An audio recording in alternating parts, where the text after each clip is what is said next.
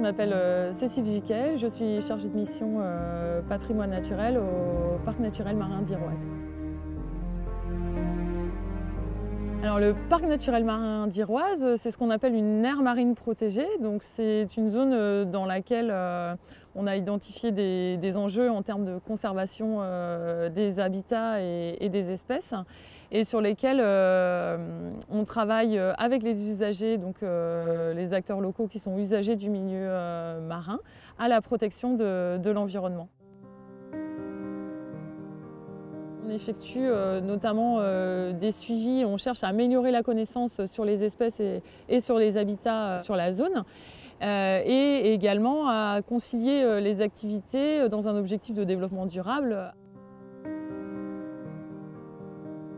Alors, sur l'archipel de Molène, il y a de très forts enjeux, notamment sur la nidification des oiseaux. On accueille par exemple sur le territoire de la réserve environ 80% des effectifs nicheurs français d'Océanite tempête. C'est un tout petit oiseau qui niche dans des terriers.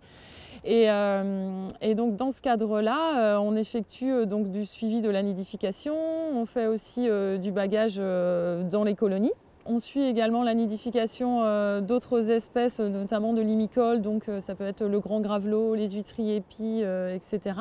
Et également les cormorans huppés, donc qui nichent en nombre aussi dans l'archipel. L'archipel de Molène accueille donc la première colonie française de phoques gris. Et puis on accueille aussi, alors sur le territoire du parc, 2 groupes de grands dauphins côtiers. On observe le plus grand champ d'algues d'Europe, qui est exploité notamment pour les laminaires, donc ce sont ces grandes algues brunes. Le bleu turquoise de la presqu'île de Crozon. L'odeur qu'on sent près des terriers d'Océanite. L'Océanite, c'est ce petit oiseau là, qui niche dans des terriers qu'on accueille dans l'archipel de Molène.